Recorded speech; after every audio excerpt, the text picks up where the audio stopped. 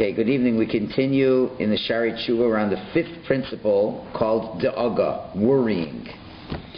And Rabbi Yonah is going to tell us there's three things a person should worry about in this fifth step of doing Teshuva. And he already mentioned a person should concern himself and worry himself over the punishments he will still get for the kapara, for the averos he's done, even after he has done the Teshuva. So he has to concern himself with that. So he's going to explain, we're on page 22 and 23, or second last line, and he's going to explain the difference between Da'aga and Yogon. Yogon we translated as concern or worry, and that was the third one. And Da'aga also seems to mean worrying. So again, better translation, Yogon is anxiety, anguish. Da'aga is worrying, and the basic difference between the two is that Yagon is an emotion that deals with the past, while Da'aga is an emotion that looks into the future. In other words, when a person's in the state of Yagon, he doesn't have to face tomorrow. Rather, he's looking at what's happened, and in its isolated state of what has happened, there's a tremendous amount of anxiety and anguish over what's happened. It's, how could I have done that? How could I have been so insensitive? How could I have messed things up this way? Da'aga is the same emotion of Yagon, but it directs it towards something that you might do in the future, perhaps to make things better, but it's a concern about the future. And Da'aga, therefore, is the counterpart of Yagon, but it's directed towards the future. What's going to happen now from the go forward in terms of what concerns the person has. And that's the main difference. It's more facing the future as opposed to looking at the present, looking back on the past mistakes and feeling terrible right now, not even thinking in the future, while Da'aga is focusing on the future. So one of the focuses is he's afraid he's going to get punished. That's a focus on the future. Let's say a businessman, he makes some very bad choices, loses a lot of money. So, charata would be over the bad choices. How could I have believed that con man who sold me that real estate in Florida? How could I have fallen for that oldest trick in the book? That's Da'aga. Yogon is, I lost $20 million, and I don't know what's going to be now. I'm feeling terrible. The Da'aga is, I don't even know if I could ever be a businessman again. I'm not going to get any credit. There's probably going to be more creditors coming after me. My marriage is going to fall apart because my wife only loved me for my money. And how am I going to make things happen in that? That's focusing to the future. Trying to figure, I'm never going to get credit anymore. I'll never open up another business. So that would be Da'aga. So now, Rabbi Yonah is going to give us another two aspects of Da'aga. He says. First he's going to say this line I already told you. The Inyan ha-Yagon al sha'avar, the concept of Yagon is on the past. The Inyan ha-Da'aga al asid, and Da'aga is on the future. Ve'od sheni sidak. And what's the second thing he has to concern himself with? We're turning now to page 24 and 25.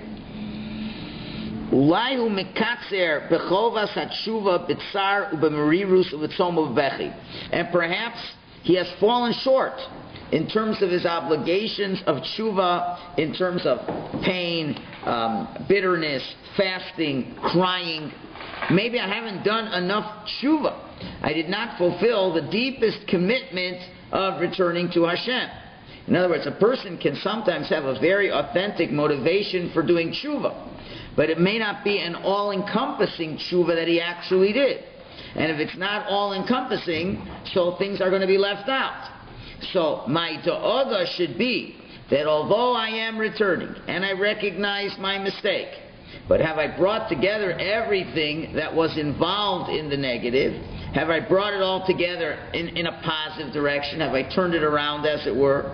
Or is it conceivable that I still I've left out some of the aspects of return? So, in other words, a person would say that, yes, I did something wrong, but it wasn't so terrible because of X, Y, and Z. It's wrong and I won't do it again, but the way I look at it is it's not that bad. So, you have to bear in mind, when I did, I was really hungry, and after all the environment I grew up in, and after all everybody's been doing it, and I don't even know if it's really that osur, etc., etc.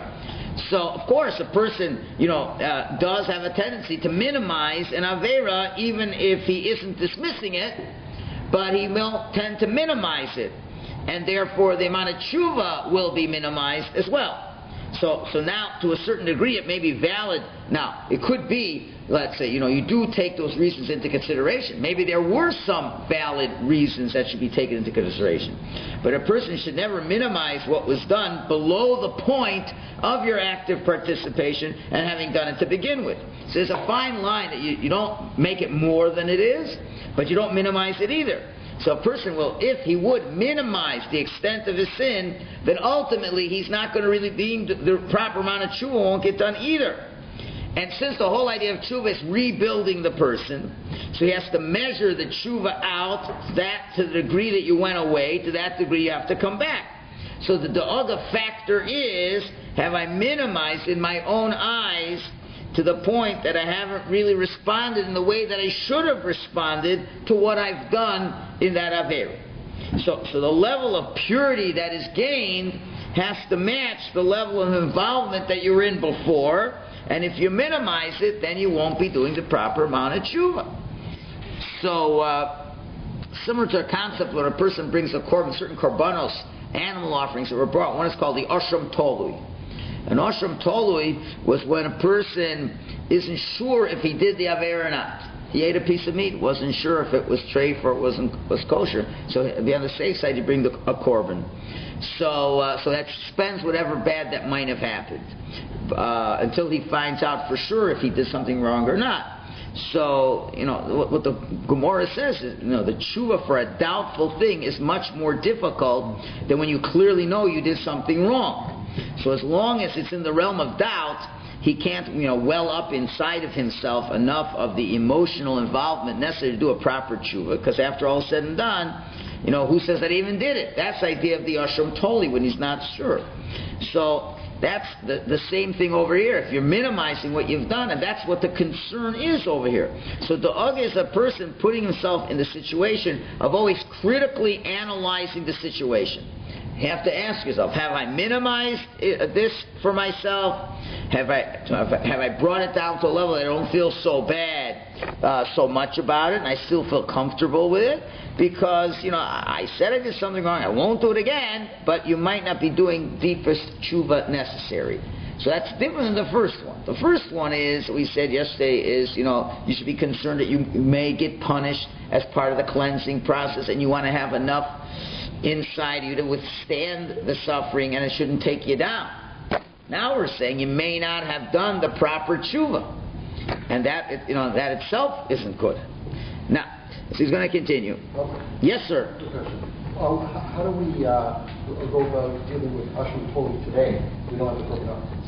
And we do something where we're not sure when we did that there or not done it. Well, first of all, one H they always say is you should always read the parsha of the korban from the Chumash. Even if you did an Avera, let's say you did a Chatas. Let's say you turned on a light switch by mistake on Shabbos. You should read the parsha of Korban Chatas. You should read the Torah section that deals with Korban Chatas. You should read the Torah section that deals with the Ashram Toli. The Torah tells you where, it's all in the Korbanos there. It gives you all that list, and those, you should say it. If you really would have had to bring Korban, you should say it.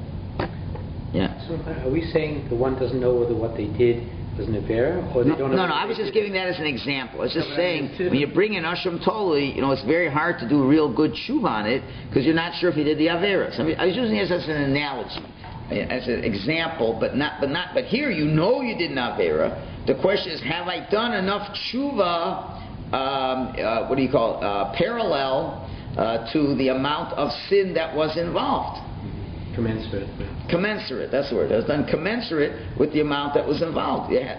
Just to give the analogy in the beginning, if you get a shirt dirty, depending on how dirty you get it, that's how much bleach you got to put in. Have I put in enough bleach? Have I really gone through all the steps properly? Do I have a real deep regret? Is a real deep yagon? the Rambam says the ultimate point of tshuva is what? If Hashem will testify that you're not going to do it again. Right? So, the question is like, why do you need God to testify if He's going to do it again? Let's wait and see if He does it. Why does the Rambam got to say that God's going to testify that you won't do it again? Because it's a Let's just see if the guy's going to do it again. So one answer, Sam, is correct, is who knows if you'll ever be in that situation again. Right? And maybe it could be, that maybe right now you wouldn't do it again, but maybe 10 years ago you might do it. Let's say now you won't do it again. If the same situation happens, you will not do it again. And you won't do it again for the next 5 years. But then guess what happens? You slipped down a little bit, your level slipped, and then 10 years from now you do it again.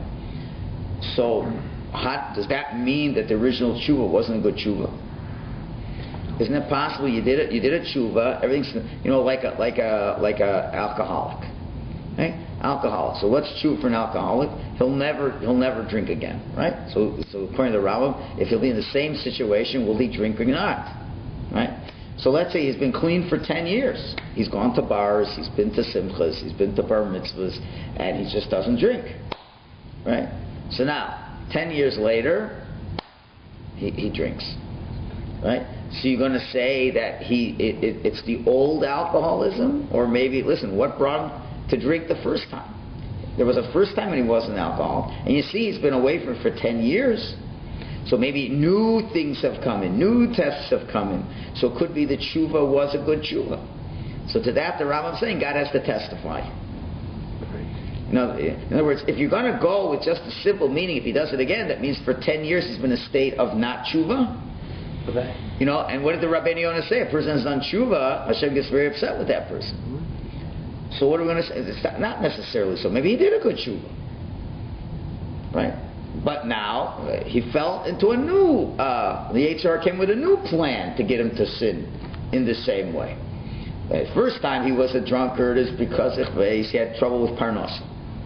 So he cured himself and he's working and everything's fine. And then he got a whole new problem that he just isn't ready to handle, and he fell back into that. So, I'm sure the psychologists would have a field day on trying to analyze, was he cured, was he not cured? I know they like to say that once an alcoholic, always an alcoholic. I don't know if that's necessarily true according to Torah view. If it's a long time the person stopped. But clearly you should be concerned, have I really cleansed myself from this Aveira or not? To the degree that I haven't, it's to that degree I'm distant from HaKadosh Baruch Hu. I just suggest the other side of the same coin is basically that you want the tshuva to be successful now and not wait 10 years. Of course. So Hashem will testify, then you're clean at that point. Not right. So your concern is everything okay now? Am I where I should be? Am I spiritually healthy or not? And a lot of times we don't know. We don't know, and a lot of times even people who know us don't know. You can't, can somebody say, "Oh, I'm sure you're never going to do it." So that's that concern. All right, and we'll see it dovetails into the third one that's coming up. So you'll see the third one dovetails the second one. You may not want to answer this question, but yeah, because we've dealt with this before. If you do an Avera in a year and you do tshuva on that, do you have to do tshuva in subsequent years as well, or can you feel comfortable that you took care of it? If you did what? If you did an Avera that was done this year, you do a full tshuva, and next Rosh Hashanah comes along, do you have to revisit that Avera? Right, that's a whole discussion. Yeah. It's a whole discussion. You've grown. If you, it depends if you have a new perspective. Right. If you've grown to the point of that, looking back, I don't know if I didn't realize how bad the Avera was, and I have to add some steps of tshuva, which can always be another thing to add on that. And we'll see. He doesn't say that exactly here, but he's going to say things that are close to that. The reason I'm asking at this point is we're saying if Hashem testifies you're not going to repeat it, then that seems to mean that you don't need to revisit but you don't that know what sin. Hashem testifies. Right. And that's the problem. We can only work. That's right. We'll never know until after 120 years. Then he'll tell us upstairs how clean we were. All right, so let's continue. Now, he adds, he says, V'hagam, second line, V'hagam ki hir batzar v'hir babecha, even though he really suffered a lot, he cried a lot, Yischol v'yira ulai luma sehir bashva. But he should be very concerned, as much as I cried, my sin could even be bigger than that. I did a lot. I cried a lot, and I really was remorseful, and I just felt terrible, and I fasted 50 fasts, and this and that, and all these things. But on the other hand, the sin isn't so small either. So even though I did a lot of tshuva, the avera can be even bigger than that. So you're concerned about that. And therefore maybe he did not. Could be he didn't finish enough with all the infliction of pains and all the crying that he did. It might not be commensurate to the level of the sin that he did. Now, a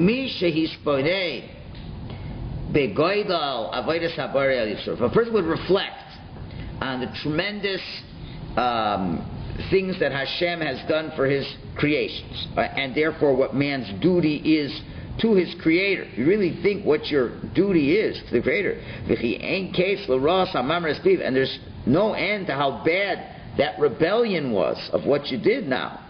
No matter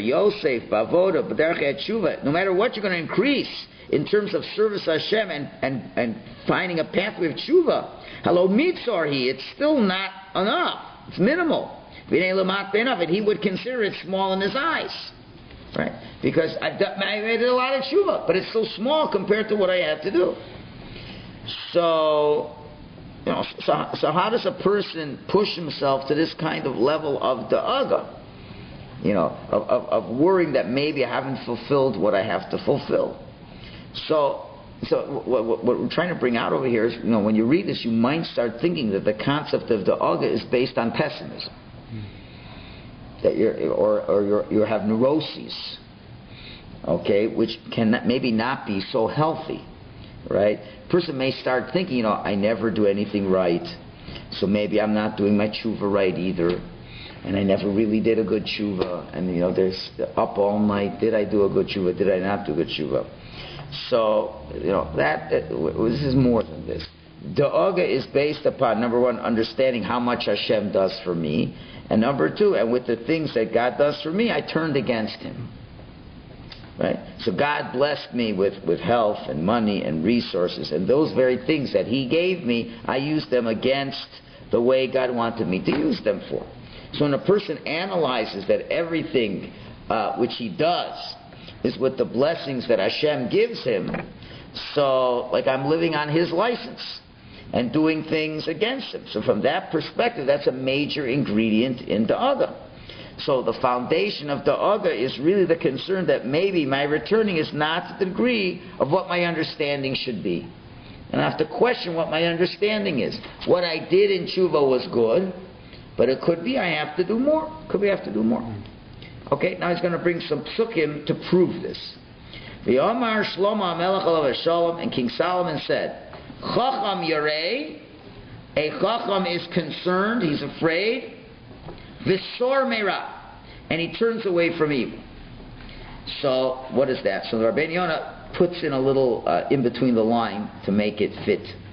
Be'uro, what does that mean? Hechacham, the wise man, is going to say, Afal pi, even though, he adds in an afal pi, even though, Shusor meira, even though he's staying away from evil now with all his strengths, but still yira, he's still afraid. V'yisrael, he trembles. Ulai lo chila chukav lo nizar kedas malasos. Maybe he didn't fulfill his obligation and be as careful as he could have been. So therefore, he reads the pasuk Chacham Yarei. The Chacham is concerned. Afal pi v'sor meira. Even though he already went away from the evil, he is still concerned. That's how he's explaining the pasuk over there. So he's interjecting an afal pi. And even though, and he's going to show you other psukim in which he does the same thing. You see the Torah does the same thing. And similarly in Mishlei we have a verse, Me'ikesh derachayim v'hu ashir. A person can be stubborn and he's rich. The way it's translated there as well. Afal pi shashir. Even though he's rich, he's stubborn. So another example, we're inserting an afal pi. And so did the rabbis of blessed memory say it explicitly in the Medrash Tanchuma. Al tefarish, don't explain it as chacham yorei v'sor meira. Don't learn it as step 1 is the chacham's afraid, and step 2 he stays away from evil. No, read it ela chacham sor meira v'yorei. The chacham is staying away from evil and is still afraid. And how do we know that that's what the pasuk means? V'sof ha-pasuk mochiach alav. The end of the pasuk proves it, because he brings the opposite. He says, u'kesil, and the fool, misaber, gets angry, u'boteach, and he's still confident. That's the opposite. Omar al midas aksil, he shows the attribute of the fool. Shiba hevel midas acham, it's the opposite of the attribute of the wise man. Ki aksil misaber, the fool gets angry. V'im calls us, and still in all boteach, well yikro avon v'nesek, and he's still very secure that nothing bad's going to happen to him. So that's the same, it's the opposite. The wicked man sins and he's not worried. The tzaddik is doing tshuva and he's still worried. So that's why he's saying that the pasuk fits into that. Right? Good. Ubal hakas, and he explains how foolish that is for the foolish person. Ubal hakas, a person gets angry. He's very prone to sins and is leaving himself open for all kinds of things to damage others. Shinemers, the pasuk says in Mishnah, Ubal chema rav pasha, an angry person has a lot of sins. V'nemer ir perutza in choma, like an open city that's not walled in. Ish asheri matzar lucho, can't control his temper. Okay, fine. That's just sukkim to prove this point. Okay, Yud Zayin is going to give us now the third thing to have da'aga for. So the first da'aga was, maybe I'm going to have to suffer still from this. Number 2 is, maybe I've done tshuva commensurate with the level of sin that I've done. And number 3 is now, v'od yidag bal tshuva, pen yiskaber lav yitzro. The Baal Tshuva now has to concern himself that the game with the Yitzhar isn't over yet. Yitzhar may come back again to visit him a second time. As our rabbis of blessed memory have taught us, Al tamin ba'atzmacha ad yom misa. A person should not trust himself, mosach, until the day of your death. He said, never trust yourself, never be sure of yourself. They tell the story of Chaim Vital was on his deathbed, and his students asked him, the great Kabbalist of Chaim Vital, he says, at what point does the Yetzer Hara leave a person? I mean, you're dying. Like, maybe he's left by now. Maybe he's left by now. So it's interesting, even though we learned from the Piazetzner, if you remember, when he said, Zachor es yom moscha, remember the day of death. Because the day of death, at least at that, no, you're still alive, but the powers of the Yetzer Hara are weakening. Significantly. But Rav Chaim Vital, as the story goes, he says, so in other words, he's saying, do you still have a Yetzer Hara now? You're on your deathbed? He says, definitely. It's going to be proportional to your strength. He says, definitely. So they said to him, Rebbe, what kind of Yetzer Hara can you have at this point? I mean, you're dying. You're not, what kind of Yetzer Hara can you have? So he said, the Yetzer Hara is telling me that, before you die, you say Shema, right? So Yetzer is telling me to say Shema out loud so that everyone will think I'm a big tzaddik. Wow. Right? So that even to the end, let them think I'm dying as a righteous tzaddik. That's really Genevas Das. You're fooling, you're misleading people even at that point. See, when you die, it's possible. Or, they tell these famous stories. I remember this guy once told us a story, and I read it later. There was two people who were two ladies who were really, really having fights, and it was a long-standing feud. And then this lady, one of the combatants, was dying. So the other one said, I'll come and say goodbye to her, it's her all.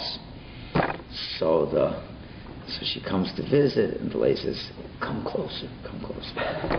So she comes really close, really close, very close. She comes really close, and then the sick lady bites her ear. Or like Alexander Holyfield, I don't know who, the other guy, Mike Tyson, right? Bites her nose, bites her ear, even to the end. Got to get one in before the end. So, in other words, can't trust the Yetzer Hara even until the day you die. You don't know. Right? What's the point? All of life is a struggle towards development. And every moment of life affords the person levels of struggle for that development. So every moment of life is a moment of opportunity, and that's ad yom moscha. Until the day you die. Until the day you die, there's what to struggle with. Clearly, we have the same issue over here. And more so, as he now continues, 2 lines from the bottom. Kol sheken ha'ish asher nifscho yifsor kvar. Certainly a person whose Yetzer already beat him once. Ki roi li shomer min ha'Yetzer hara v'chaleis. Person it's worthy for him to be on guard from the Yetzer hara who sits in ambush at all times. Ulahosif benasho, next page, Yiras Hashem yom yom, and to add into himself fear of God on a daily basis. V'tiyalo lema'oz, and that should be for him for a fortress, this building up as Yerushalayim. Ba'avor alav kol mishpra Yetzer, when all the waves of the Yetzer come crashing in on you, hamischadish lasid, that will come new in the future. Well, for example, the Midrash says that the Yetzer has 7 different names. 7 different names to apply. Every name is a different dimension or tactic of the work of the Yetzer Hara and how he approaches the person in terms of trying to convince the person of Avera. So, for example, one of the names of the Yetzer Hara is Matzponi, from the word Safun, which means hidden. So, the hidden approach. So, the Medrash gives an example of the hidden approach of the Yetzer Hara. So, a story of a baker who's got his big trays of bagels, and the sleeping dog, right? And so the baker is, the dog's asleep. So he takes his big tray, and then the dog, he catches him off guard and flips over the whole thing and chops some bagels and the whole thing. So what's that analogous to? Sleeping dogs to lie. That's right. So sometimes the Yetzer Hara lies low, giving you the appearance of being asleep in order to catch you off guard. Let's say the Yetzer Hara, helps you with your short fuse, and then what happens? The Yetzer Hara just leaves you alone for a couple of days, and then you mistakenly think, Baruch Hashem, I've been able to control my Yetzer Hara. No, the Yetzer Hara just hasn't brought anybody to get you upset in the last couple of days, or he's kept you so busy with other things you don't have time to get upset about anything. So it makes it look like he's asleep, catch you off guard. So what Rabbi Yonah is saying, he's cautioning us to remain alert. And don't be confused by saying to yourself, that, and you should say, I don't know if I've really cured myself from this problem. Now, alert means it could happen again. Again, we're not questioning or invalidating the tshuva. Could be you did a good tshuva. It's possible you did a good tshuva. But very often the problem of tshuva is the fact that we repeat the crime even after we've made the correction. And then we start beginning to doubt our ability to do tshuva. Now, not always, the repeat offender is because the tshuva originally wasn't authentic. As we're saying, it's not always the rule. The fact you make the same mistake another time does not necessarily mean that tshuva was not a good tshuva. So the component of tshuva we're talking about here is, even if you've done a good tshuva, let's say we don't have to worry about the second concern, is to be alert and aware of the possibility of it repeating itself in the future, and without that alertness, you can fall again. And it could happen for all kinds of reasons. Society evolves in time, and you don't realize how things are getting worse, and the environment's getting worse, and you don't even realize things are a lot worse than they were 5 years ago, and you have much more things to contend with than you did, that you contended with these things years ago, but now it's a whole new generation of Yetzer Haras. And you could have been just sitting in the environment, not realizing how it is beginning to take you over, and then boom, the Yetzer Hara, when you're off guard, gives it to you. So it could be your first year was fine, but he's saying no, you've got to keep focusing and keep growing, as he's going to elaborate on this. We'll go a little further. Now I'm going to, for brevity's sake, Yud Ches, Rabbi Yonah is going to bring many psukim that are going to prove that after the guts of tshuva have been accomplished, there are still parts of tshuva that exist post facto of the tshuva that are also necessary. But you know what? It's a lot of textual discussion, and I'm going to skip Yud Ches. It's not really adding a lot more to the information of tshuva. So with Mechilas Kvod, the Rabbi Yonah, we're going to skip Yud Ches, and those can read on their own the textual proofs. Yud Tes also brings another textual proof, but it's a lot simpler and quicker, so we'll do Yud Tes. He brings a pasuk that says, "Umodev va'ozev yeruchum." Person modeh, he confesses, va'ozev, and leaves the sin. Yeruchum, he'll obtain mercy. That's the first half of a pasuk. It's in Mishlei. So what does that mean? What does it mean? Moda v'ozev yiruchum perush. Af al pi ki yasodas hatshuva shlosha. Even though the fundamental points of tshuva are three, which we said, hacharata v'havidui v'azivas hachet, regret, confession, and leaving the sin. And so therefore, hacharata v'avidui, regret and vidui, that's b'chlal moda. That's included in the first word of moda, to confess. Ki ha-mizvada mizchorik, because anybody who's confessing has to regret, so that's included in the first words. Ve'ein tshuva p'chusa mishos elin, you don't have tshuva less than that, right? And we got the ozev, the guy's left the sin. So now, if a guy has regret and confesses and doesn't leave the sin, we already said, don't leash a tov v'sheretz biyado. It's that guy went to the mikveh with the sheretz in his hands. So also at the mikveh didn't help. So what do we got? Okay, motiv osev yirachum. When we say the words motiv osev, Hashem has mercy on him. Ki ubal tshuva, he's about tshuva. He's got all three steps. He's just setting us up now. So he says, af al pi sheishu madregas l'tshuva madregas rabos. Because there's a lot of levels of tshuva. But still, at least we've got these three areas. So we got the basic tshuva. Notice he's just proving the first half of the pasuk is saying we have a bona fide part of tshuva. So now immediately after these verses that deal with some of the most critical issues of tshuva, now the pasuk continues. And it's now going to bring us aspects of da'agah. Omar achrichein. Now in the next verse, it says, after you've done tshuva, it says, Ashrei Adam Mefachei Tamid. Fortunate is a person who's always worried, who's always scared. He's afraid. Umak Shalibo Yipol Bara, but the stubborn heart will fall into evil. This after the guy's done tshuva already. The pasuk clearly says, Modav Osev Yeruchim. The guy's done the three steps of tshuva. Hashem will have compassion on him. And then after you've done it, it says, oh, fortunate is the guy who's still afraid. But the guy who has a hard, stubborn heart, he's going to fall. So what's going on? Paris explains. Even though he's confessed and he's left the sin and he's done the three principal parts of tshuva, you should constantly be afraid, worried. Maybe he hasn't fulfilled the entire level and the intensity of tshuva. Because it needs a lot of levels. And he should increase his strength every day to reach higher levels of tshuva as he becomes more aware of what's necessary. He should also be concerned, maybe his Yetzer Hara will renew itself, and he has to watch it at all times. And here's the critical words. So what's he going to do? V'yosif yiras Hashem b'nafsho tamid, and he should increase his fear of God constantly. So what does he mean with this extra line over here? So he's saying it doesn't mean that forever and ever the person dwells on the act that he does wrong. He's not saying to dwell on what you did wrong and still worry about it wrong. He's saying that what? He's saying Yosef yiras Hashem b'nafsho tamid. Person has to try to make himself more sensitive to sense Hashem. If to increase your yiras Hashem, that Hashem should be a stronger reality as I move along in my life. And that would be the best way of combating and being on guard against any particular weakness that you have. In other words, what you're involved with in this da'aga is I'm concerned the Yetzer will come back, and therefore I have to increase my yiras Hashem. I don't have to increase and say, oh, I don't know if I did enough of a tshuva on that old Avera. No, let's even say you've done tshuva on that old Avera.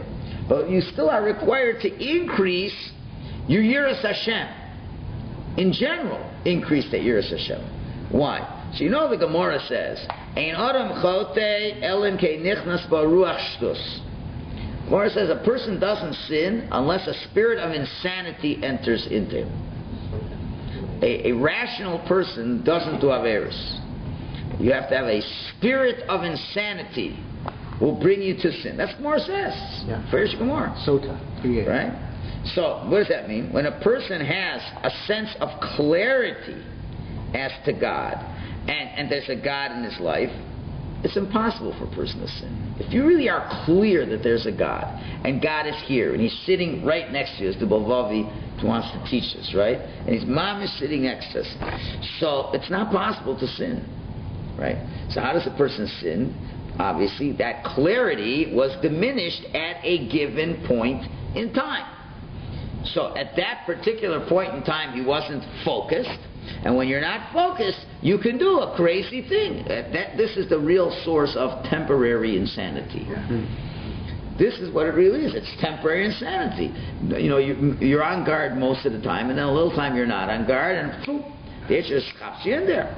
So a person who's concerned that he might make the mistake again, right, what is he going to tell himself? What's Rabbi Yonah saying over here? He's saying a person should try to learn that material that makes God a stronger reality in your life every day, such as, let's say, learning the Bilvavi form or other form. But that's focusing, even if we haven't mastered it. But when we were learning it every day, I think we were more conscious of it. Even if we don't think we grew in it, but if every day you talk about it, so it filters in a bit through the day. If you do exercises and things like that, it makes it a stronger reality. 1 second, Rafal. So in other words, to do the things you got to do that makes Hashem closer to you. So once you do that, it becomes more difficult for that weakness to show itself up again. Why? Because it's not compatible with the God that's now in front of you. Right? So it's not, you're not saying like this, I'm weak, and you go through all the details of what you did wrong in the past and how you did it wrong. That's not going to help the person. Once you've done the tshuva, really you should put it behind you. And don't think about the avera. But you should think like this, but when did I do that avera? When my God consciousness wasn't strong. So one thing is really important, I should keep growing in that God consciousness. Right? And that is what the Rabbi Yossi is saying. He says, V'yosef yiras Hashem b'nafsho tamid. He has to have that consciousness of the fact that I did fail in the past because I must have not been conscious of God enough in the past. So you should try to bring yourself to a level of awareness in which it's going to be difficult to fail again. Now that's a positive approach, you see, as opposed to harping on a particular weakness. You know, I did it, I don't know how I did it 5 years ago, it was still terrible and I might still do it again.